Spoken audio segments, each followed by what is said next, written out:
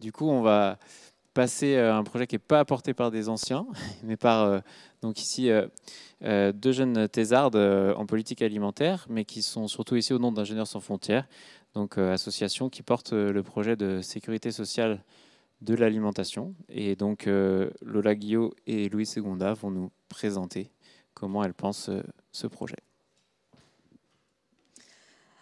Donc oui, nous, pour présenter rapidement d'où on parle, Ingénieurs sans frontières Agrista, c'est donc une association qui est membre de la fédération Ingénieurs sans frontières. Et pour faire rapide, c'est une association qui fait beaucoup de choses, mais qui globalement a une posture critique de la vision actuelle de l'ingénieur et de la technique dans la société. Et à l'intérieur de ça, Agrista, on est un groupe d'agronomes et on travaille notamment sur des questions de modifier la posture de l'ingénieur dans le conseil agricole pour passer à une posture d'accompagnement plutôt que d'expert descendant. On est dans des groupes comme Pour une autre PAC ou Commerce équitable France, etc. Et effectivement, on s'est mis il y a quelques temps à travailler sur cette question de la sécurité sociale alimentaire en discutant avec différentes personnes et collectifs. Et ce qu'on vous présente aujourd'hui, c'est nos propositions et nos réflexions à l'état actuel de nos réflexions. Oui, il y en a une qui gère le diapo, donc je sais pas, c'est allumé sur les... Ouais, ok. Donc les objectifs qu'on se fixe, donc ils se divisent en deux catégories. La première chose, c'est sur la question de l'accessibilité, finalement ce qui nous réunit aujourd'hui. Donc d'avoir un système qui permet l'accessibilité à tous et toutes à une alimentation, qu'elle soit choisie et de qualité. Alors vous verrez qu'on se garde bien de définir le mot qualité parce qu'on pense que c'est quelque chose qui doit être défini démocratiquement par les citoyens. En fait, c'est quelque... voilà. Et donc cette accessibilité, elle est pensée pour sortir de ce qu'on a actuellement, de ce qui se dessine actuellement, un système alimentaire à deux vitesses, avec d'un côté une alimentation de qualité pour les personnes qui en ont les moyens, et de l'autre côté des produits ultra transformés de l'agro-industrie pour les personnes précaires. Et donc, pour cet objectif-là, on va mettre en relation cette envie d'accessibilité avec un besoin de transition agricole pour penser à sortir notre monde agricole d'un système qui est destructeur en emploi pour l'environnement et en santé, que ce soit pour les mangeurs ou pour les agriculteurs. Alors, pour faire un bref rappel de ce qui nous a inspiré, la sécurité sociale pour la santé. L'idée à la base de la sécurité sociale pour la santé, c'est de rendre accessibles les soins dans un principe où chacun participe selon ses moyens et reçoit selon ses besoins. C'est un système qui est, je veux dire, mondialement reconnu pour ses performances, que ce soit d'un point de vue efficacité du système de soins et pour le coût, des coûts réduits par rapport à des systèmes privés. Donc les trois grands principes qu'on a repris tout en étant vigilants sur ce qui n'a pas fonctionné et ce qui est en train d'être détricoté depuis de nombreuses années avec notre modèle de santé. Le premier principe, c'est l'idée de conventionner des produits et des professionnels, que cette sécurité sociale, voilà, tout n'est pas remboursé, comme vous le savez. Et l'idée pour nous, c'est, vous le verrez après, mais d'aller plus loin pour éviter tout ce qui est désastre que vous connaissez sûrement de l'industrie pharmaceutique et de tous ces monstres industriels qui sont derrière. Ensuite, le deuxième pilier, on l'oublie souvent pour la sécurité sociale santé, mais à la base, le conventionnement était géré de manière démocratique par les bénéficiaires directement. Donc ça, c'est un pilier qui est important pour nous. Et la dernière idée, c'est que même si ça a été progressivement détricoté, l'idée de base, c'est que la sécurité sociale santé c'était un accès universel pour tous et toutes. Donc c'est pas une politique publique pour les pauvres, mais une politique publique pour tout le monde d'accès à la santé. Et pour information, l'assurance maladie, c'est un budget de 240 milliards d'euros. Et nous, le projet de sécurité sociale alimentaire, c'est 120 milliards. Donc c'est 2 fois moins. Donc c'est vachement bien. Et je vais vous laisser avec Louise pour qu'elle vous explique la suite. Oui, du coup... on a représenté un peu ce qu'on imaginait pour la sécurité sociale alimentaire. Donc le schéma, il est à l'échelle d'une communauté de communes, avec des habitants avec rémunération et d'autres habitants sans rémunération, et sont représentés en vert les professionnels de l'agriculture. Donc en fait, les habitants avec rémunération cotiseraient à la caisse de fonctionnement de la sécurité sociale alimentaire. Donc on a choisi de faire une cotisation par rapport aux rémunérations, plutôt que, on aurait pu penser par exemple à taxer les industries, mais comme on est dans un désir de disparition de ces industries, il nous a paru plus résilient en fait de baser le modèle financier sur la rémunération.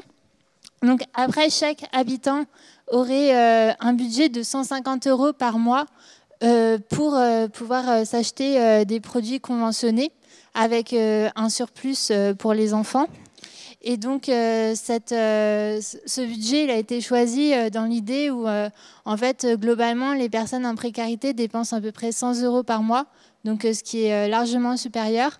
Et c'est aussi un montant qui pourra être modifié selon le temps, le fonctionnement, la zone géographique, etc. Mais bon, pour le moment, c'est la base sur laquelle on s'est fixé. Donc, ce qui nous fait un budget au total de 120 milliards d'euros. Donc, après, tous les habitants de la communauté de communes sont invités à participer aux instances démocratiques pour choisir le conventionnement des produits. Ces règles, qui vont définir des règles qui vont être cadrées par un cadre national, parce qu'en fait il y a des règles dans lesquelles on s'est dit qui n'étaient pas négociables et dans lesquelles il faut un cadre national pour pouvoir les défendre. Donc c'est des règles qui concernent par exemple les enjeux environnementaux comme la biodiversité ou les pollutions. Également sur les conditions de travail des professionnels de l'agriculture et du revenu. Donc on s'est dit qu'on ne peut pas négocier le prix rémunérateur des personnes. Et aussi la prise en compte des régimes des minorités. Donc par exemple les personnes pour des raisons religieuses qui désiraient manger kasher ou halal doivent pouvoir le faire avec l'argent de cette sécurité sociale alimentaire. Et donc, une fois que ces règles sont déterminées donc de manière démocratique avec ce cadre national, on pourra désigner les professionnels de l'agriculture qui auront le droit, qui seront conventionnés et auprès de qui les personnes pourront dépenser leurs 150 € de budget par mois. Et donc, après, il y aura d'autres agriculteurs et d'autres professionnels de l'agriculture auprès de qui les personnes pourront toujours acheter le surplus ou les aliments désirés qui ne seraient pas conventionnés. Et donc, après, ce qui est important de savoir, c'est que cette idée, c'est une politique qui s'inscrit bien sûr avec d'autres politiques, donc à la fois des politiques d'éducation à l'alimentation, et également peut-être aussi, on est en train de réfléchir un peu à la mise en commun, par exemple, de moyens de cuisiniers, avec des cuisines communes ou ce genre de choses. Donc ça, c'est des autres politiques qui doivent s'inscrire avec la politique de sécurité sociale alimentaire, ainsi que des politiques publiques sur des normes environnementales, etc., que tous les agriculteurs devraient respecter. Et donc du coup, il faut faire passer la dernière. On a classé en 5 parties un petit peu les grands effets qu'on espère que ça va produire. La première chose, c'est l'idée de sanctuariser un budget pour l'alimentation. Aujourd'hui, on a 22% des ménages qui sont dans une situation d'alimentation contrainte et où l'alimentation, c'est un petit peu la variable d'ajustement dans le budget face à une augmentation du loyer ou des choses comme ça. Et comme la santé ne doit pas être la variable, on ne fait pas d'économie sur la santé, on considère qu'il ne faudrait pas avoir à faire des économies sur l'alimentation non plus. Donc ça, c'est la première chose, sanctuariser vraiment un budget pour ça. La deuxième chose, c'est d'accompagner le changement des politiques agricoles dont on parle tant. On a vu notamment ce matin qu'il y a de nombreuses alternatives qui existent. Il est temps maintenant de penser à leur généralisation et à comment on les fait entrer dans autre chose que des initiatives locales. Ensuite vient l'idée que, c'est une proposition pour sortir d'un système alimentaire, donc comme je l'ai dit, destructeur en emploi, en environnement et pour la santé des mangeurs et des producteurs. Ensuite, il y a vraiment l'idée de se donner l'ambition de se donner des moyens d'une réelle souveraineté alimentaire, à la fois que tout le monde puisse choisir réellement son alimentation, en incluant le choix des produits qui vont se trouver dans les rayons, puisque aujourd'hui on a une illusion de choix que le système libéral nous dit vous avez le choix de tous vos produits, mais on a le choix parmi ceux qui nous sont proposés. Donc là, on propose d'aller plus loin. Et bien sûr, la dernière chose, c'est de sortir du paradigme de l'aide alimentaire par charité. Mais ça, je pense que je n'ai pas besoin de revenir dessus. On en a déjà pas mal parlé. Voilà, on a dépassé un petit peu le temps déjà qui nous était imparti. On a essayé d'être rapide. Il y a Tanguy, le monsieur à la chemise rouge, qui a posé une question ce matin, qui a des tribunes, si jamais ça vous intéresse. Il y a nos contacts qui sont affichés. Voilà, n'hésitez pas à discuter avec nous.